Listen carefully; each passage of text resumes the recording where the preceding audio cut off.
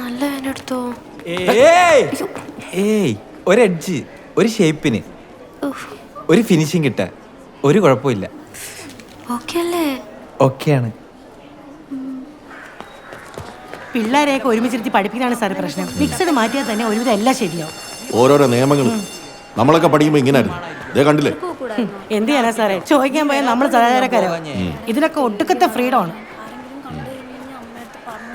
അങ്ങനെ വിട്ടാൻ പറ്റത്തില്ല. എന്താ സാറേ? എന്താണ് പരിപാടി? ബുക്ക് മേടിക്കാനായിട്ട്. ബുക്ക് മേടിക്കാനായിട്ട്. സ്റ്റെയർ കേസിന്റെ അടിയിലാണോ ബുക്ക്? സത്യം പറയടാ, എന്താ പരിപാടി? ഇല്ല സാറേ, അങ്ങനൊന്നും ഇല്ല.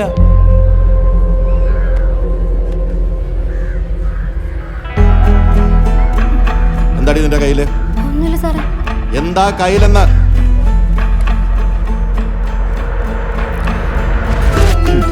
നമ്മുടെയൊക്കെ പുറകിലെന്താ നടക്കുന്നതെന്ന് അറിയാമോ സാറേ? കുറെ എണ്ണം ക്ലാസ് കിട്ടി സിനിമയ്ക്ക് പോയിരിക്കാം. ഇതൊന്ന് കേട്ടെ.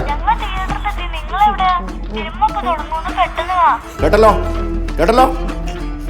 ഇത് ഇപ്പൊ തന്നെ അവരുടെ വീട്ടിലങ്ങ് അറിയിച്ചേക്കാം. അയ്യോ സാറേ, വീട്ടിൽ അറിയിക്കല്ലേ. അറിയണോടാ, നീക്ക് എന്തിനാ സ്കൂളിൽ വരുന്ന സ്റ്റെയർ കേസിന്റെ അടിയിൽ ബുക്ക് മാറ്റല്? എന്തെങ്കിലും സംഭവിച്ച പിന്നെ നമ്മൾ സമാധാനം പറയണ്ടേ? ഇല്ല സാറേ, വീട്ടിലറിയിക്കണം, അതാ നല്ലത്. ആ, അത് തന്നെയാ നല്ലത്.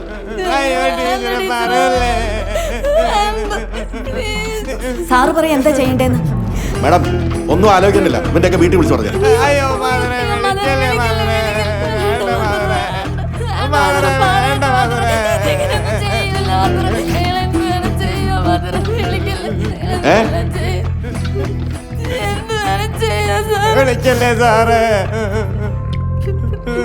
മാഡം ഒരു മിനിറ്റ്.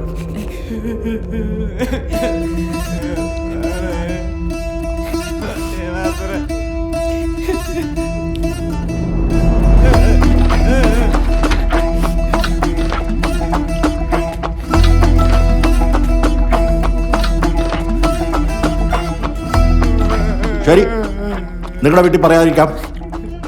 പക്ഷെ ഒരു കണ്ടീഷൻ. ക്ലാസ് റൂമിൽ ആരൊക്കെ മൊബൈൽ കൊണ്ടുവരുന്നുണ്ടെന്നും ആരൊക്കെയാണ് ക്ലാസ് റൂമിൽ പ്രേമിക്കാൻ വരുന്നതെന്നും ഞങ്ങൾക്കറിയണം. അങ്ങനെയാണെങ്കിൽ തൽക്കാലം നിങ്ങളെ രണ്ടുപേരെയും വെറുതെ വിട്ടേക്കാം.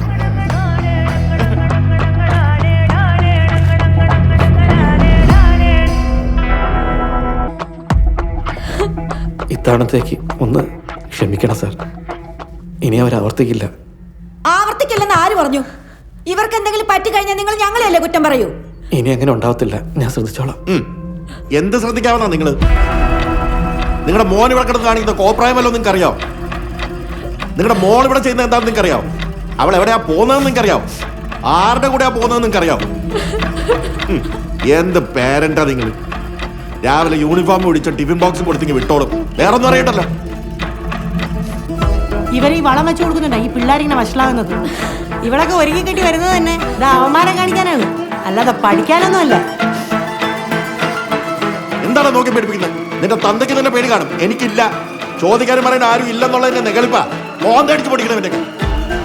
സാറേ മതി സാറേ. സാറേ, സാർ ഇതിൽ ഇടപെടണ്ട. ഇന്നവള് ക്ലാസ് കിട്ടിയത് സിനിമയ്ക്ക് പോയി, നാളെ വല്ല ലോഡ്ജിലും ആയിരിക്കും. ഈ പ്രായത്തിൽ വല്ല പേര് ദോഷം കേൾപ്പിച്ചു വന്നാലേ സാർ ഉത്തരം പറയോ?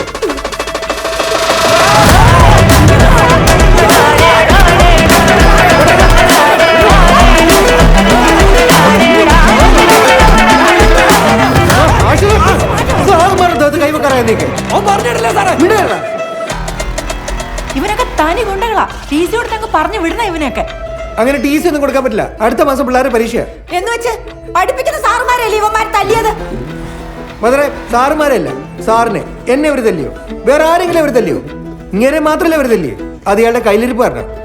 ഓഹോ, അപ്പൊ താനും ഇവരെ സപ്പോർട്ട് ചെയ്യണല്ലേ? പിള്ളേരോട് പറയേണ്ട വർത്താനമാണോ സാർ പറഞ്ഞേ? പിള്ളേർ കണ്ട കാര്യങ്ങളാണോ ഇവർ ചെയ്യുന്നത്? പിള്ളേരാകുമ്പോ തെറ്റുകുറ്റങ്ങൾ പറ്റും, അത് പറഞ്ഞ് മനസ്സിലാക്കാതെ ഒരു അധ്യാപകൻ ഇമ്മാതിരി വർത്താനം പറഞ്ഞ പിള്ളേരെന്നല്ല ആരാണെങ്കിലും. കൂടെയുള്ള ഒരാളിനൊരു പ്രശ്നം പറ്റിയാൽ ഇങ്ങനെയല്ല പെരുമാറേണ്ടത്. പിന്നെ എങ്ങനെയാ പെരുമാറേണ്ട മധുരെ? സാറേ, ഇന്ന് മുജീബ് സാറിനെ തല്ലി അവന്മാര് പുറത്തിറങ്ങി നടന്നാലുണ്ടല്ലോ, നാളെ പിള്ളേരെല്ലാം കൂടെ കയറി സാറുമാരെ തല്ലും. പിന്നെ പിള്ളേരെ പേടിച്ച് ഇവിടെ ജീവിക്കേണ്ടി വരും. ആരും പേടിക്കേണ്ട കാര്യമില്ല.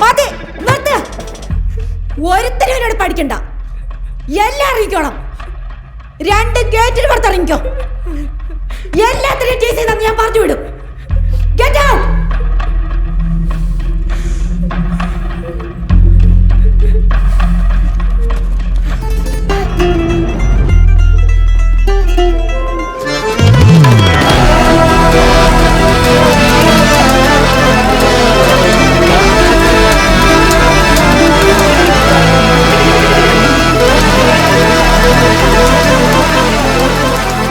ഇനി നിങ്ങളുടെ മോളുടെ കാര്യം.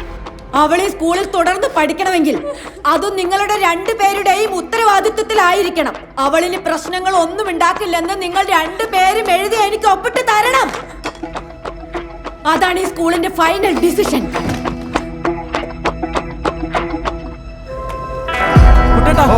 അവന്മാരെ കണ്ടോ? ആത്തോണ്ട് എന്താടാ മൊത്തം സീനായി. സീനാ എന്താടാ? വിനായകേ നീയൊക്കെ സാറിനെ അടിച്ചാ?